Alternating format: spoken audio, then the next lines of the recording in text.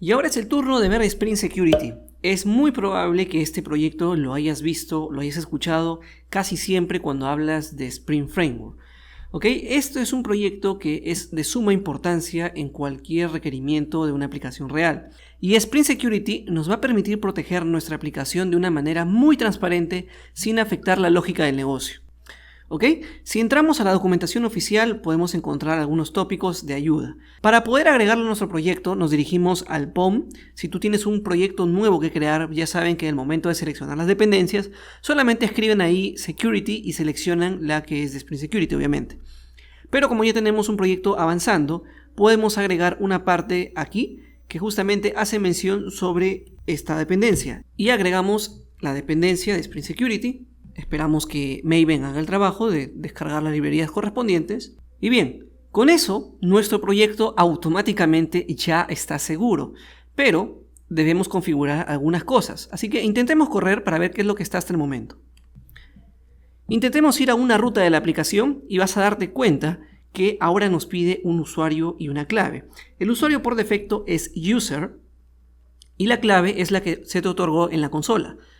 Pegas y ahora sí vas a ver que tienes acceso a estos recursos. ¿Ok?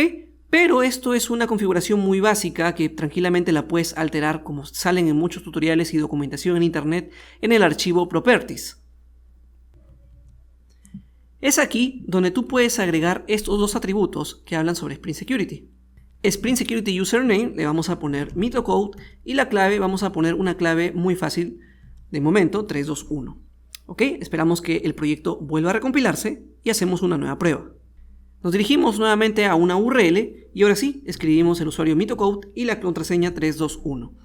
Y puedes darte cuenta que ahora sí tengo el acceso a los recursos. Y si revisamos la consola, ya nos ha generado una contraseña automáticamente. Bien, pero esto es muy práctico y fácil de entender. Pero en una situación laboral, profesional y real, prácticamente esta configuración no se hace. Simplemente se tiene que enlazar con base de datos para poder obtener de ahí algunas credenciales y roles de usuario. Para este tutorial voy a considerar crear una tabla muy rápida con usuario y contraseña y luego enlazarlo a través de Spring Security. Así que vamos a crear un nuevo modelo. Vamos a crear acá una clase usuario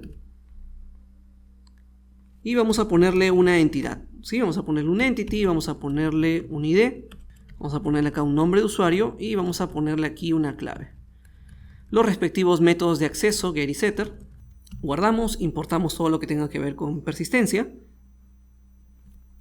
Indicamos el @id y si por defecto no agregamos el @column, va a tomar como el nombre de las columnas según el atributo que indica aquí, nombre y clave. Bien, con eso es más que suficiente. Ahora, ¿cómo le digo a Spring Security que en esta tabla vamos a considerar la creación de algunos usuarios?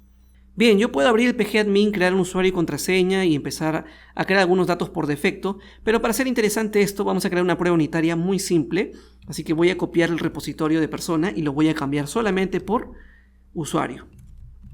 Usuario repo, entramos y aquí en lugar de persona considero usuario. ¿Está bien? Ahora sí, vamos al apartado que dice src test java y es aquí donde vamos a crear nuestras pruebas unitarias apoyándonos en una librería importantísima en este ecosistema de Java conocido como JUnit.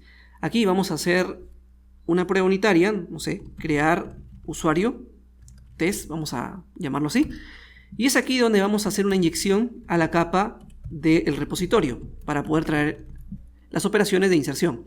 Usuario repo, vamos a ponerlo de esa manera, importamos y aquí hacemos un repo punto, hagamos un save y tenemos que enviarle un objeto, que en este caso sería un objeto usuario.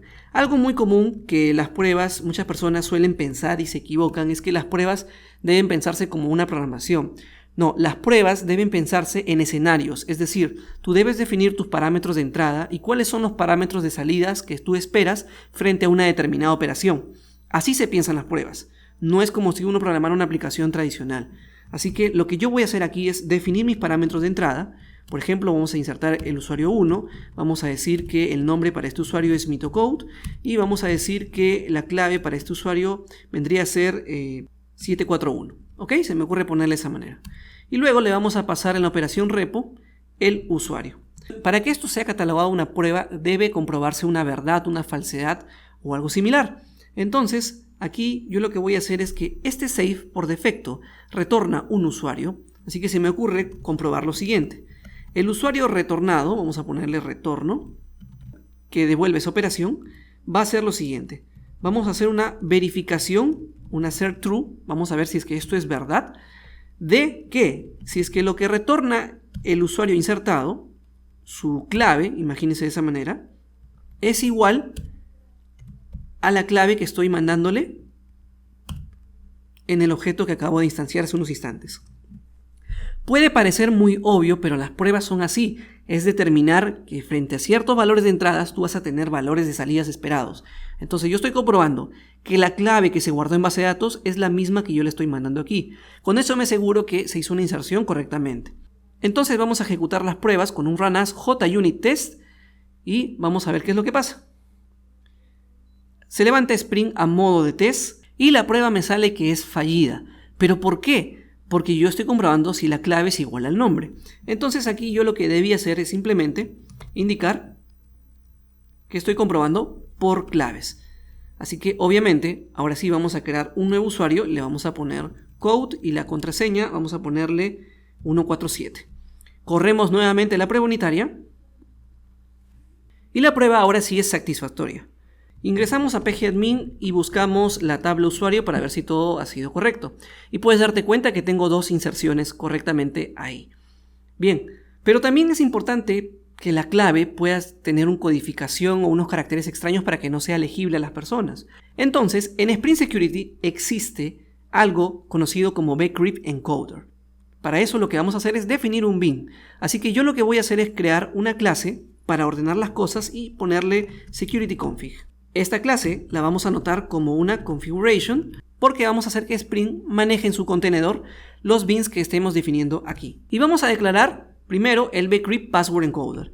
Ya saben que una anotación tradicional de Spring, el @bin, sirve para poder declarar y tener una instancia de ámbito singleton en el core container de Spring, para que más adelante otra pueda ser la capa que llame y obtenga la instancia a través de un auto-wired. Por lo tanto, lo que voy a hacer ahora es irme a la capa de pruebas y entonces aquí lo que vamos a hacer es inyectar ese bcrypt password encoder para poder utilizarlo.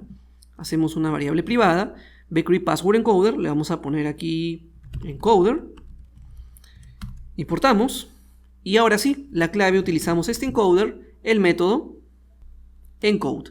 Con eso lo que vamos a hacer es toda esta cadena de texto la vamos a transformar a algo no legible para las personas, pero sí para esta herramienta bcrypt y que podamos tener una contraseña un poco más segura. Así que intentemos crear un tercer usuario.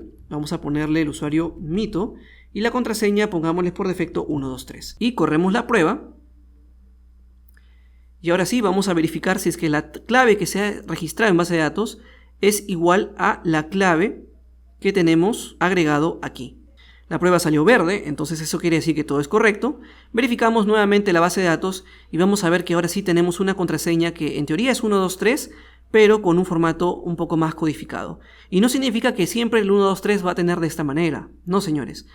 Si nosotros intentamos hacer una nueva inserción, por ejemplo, ponemos aquí codex y la clave 123 nuevamente, volvemos a hacer otra prueba unitaria. La prueba salió en verde. Verificamos y puedes darte cuenta que se mantiene un patrón casi similar, pero los caracteres son distintos. Al final representan igual el 123. No existe el proceso inverso, solamente podemos codificarlo. Entonces se pueden preguntar, ¿cómo hace cuando quiero hacer un login? ¿Cómo puedo, con la clave tradicional, ver si es que realmente tengo el acceso a base de datos? Porque si me entienden, yo escribo en una caja de texto 123, voy a codificarlo nuevamente, pero la codificación es aleatoria. No va a coincidir con lo que tengo en la base de datos. Entonces, ¿cómo sabe Spring Security que realmente vas a poder tener acceso si escribiste la clave original? Lo que pasa es que de eso se va a encargar bcrypt.